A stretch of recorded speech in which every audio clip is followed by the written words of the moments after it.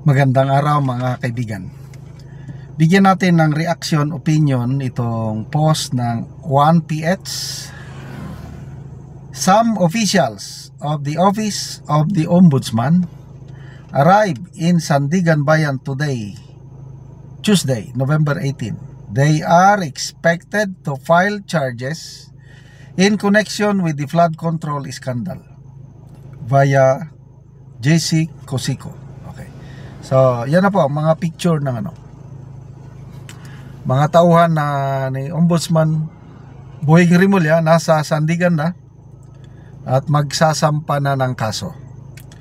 So, dito sa post na ito, hindi nakadetalye sino-sino yung masasampaan. Malalaman natin yung official list mamaya. But nagsalita na po si Ombudsman Rimulya, I think kahapon ba o last Sunday, sa isang interview.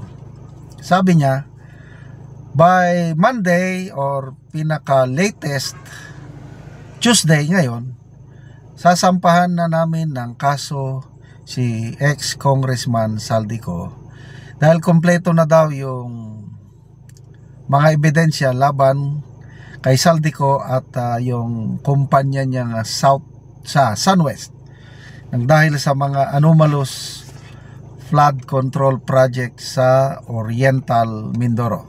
Okay. So matatandaan na yung pasabog ni sino bang nagpasabog nito? Si Congressman Toby Chanco.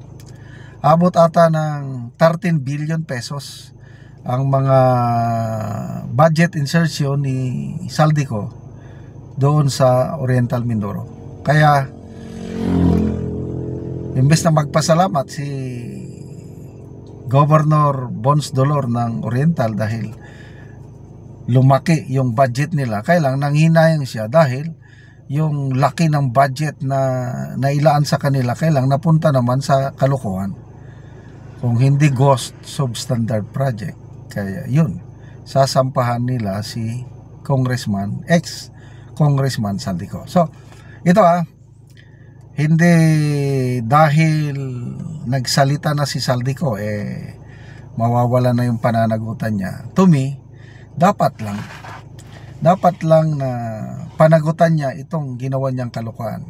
Sa kanyang video testimony, puros binabato niya mga corruption issues against sa Pangulo at kay Martin Romualdez. Wala siyang binabanggit tungkol sa kanya. But I still believe marami pa ring ninakaw ni Saldico at dapat panagutin niya ito. Believe lang din ako dahil kung ano yung mga unang na isang bulat pinatotohanan niya. Example, yung mga DPWH officials nagsasabi na ilan yun? 21 billion lahat yung napunta parang kickback.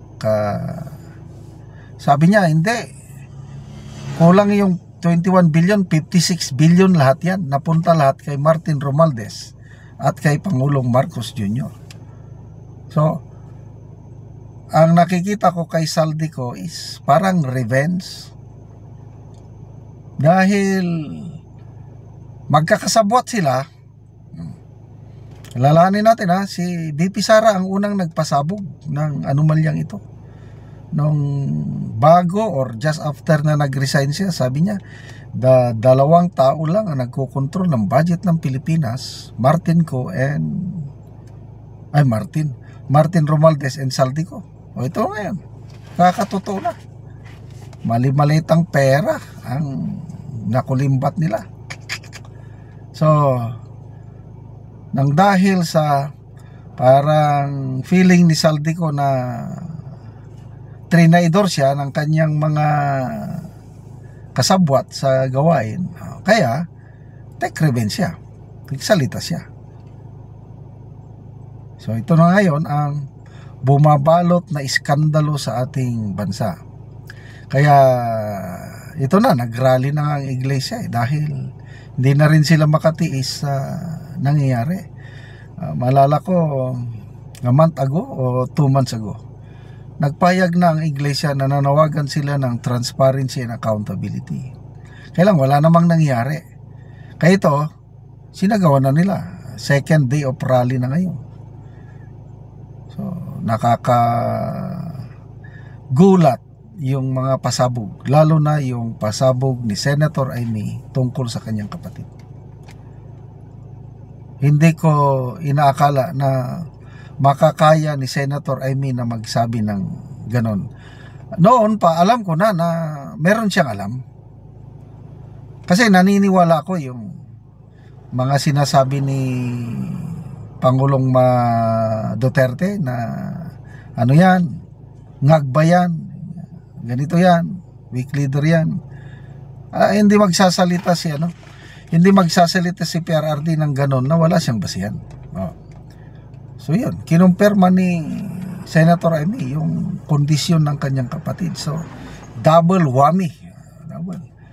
Yung pagiging user ba, yung gumagamit ng mga pinagbabawal na substance, at saka korupsyon.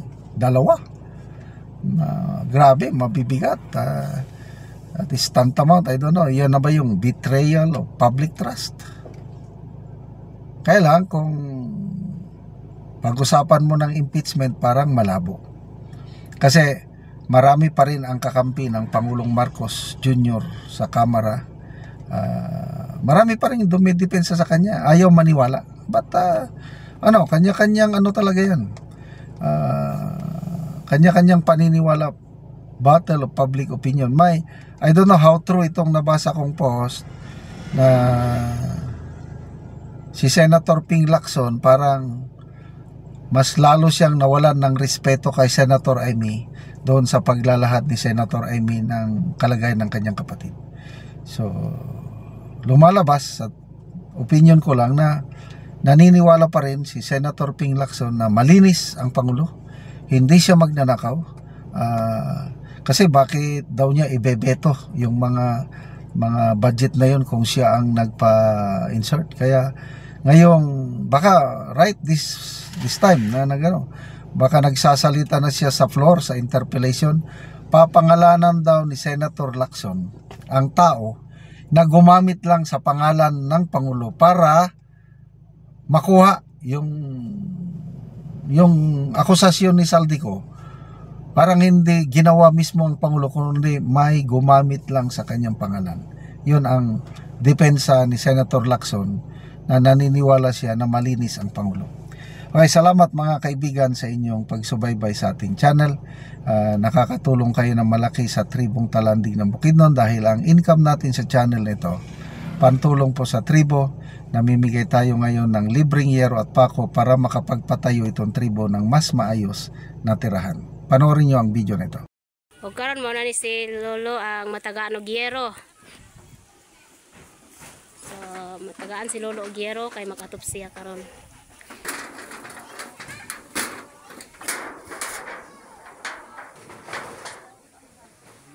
So muna nga pa ni Lolo. Trapal lang. Mani ang kulihan sa yero nga nahatag sa iya ha.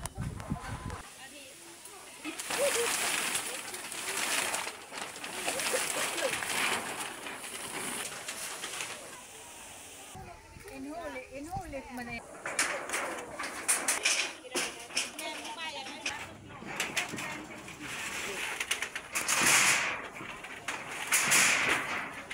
Ano iisiyan dahil?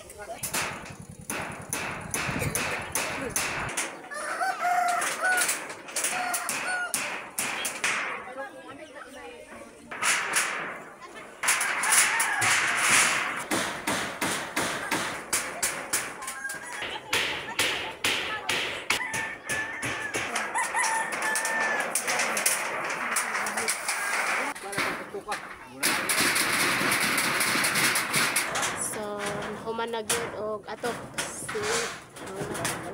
so nindot na gid kayo ay nahuman na og atok ang iyang balay.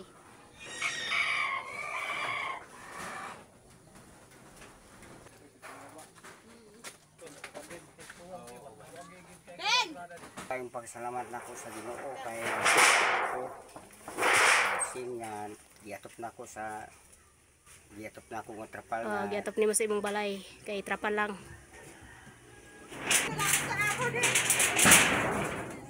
So, pila na imong edad tay? ha. Hintay sa sintes. So, si tatay 67 na siya. Salamat ako kay nagatop na ko. Sige tay, salamat pod.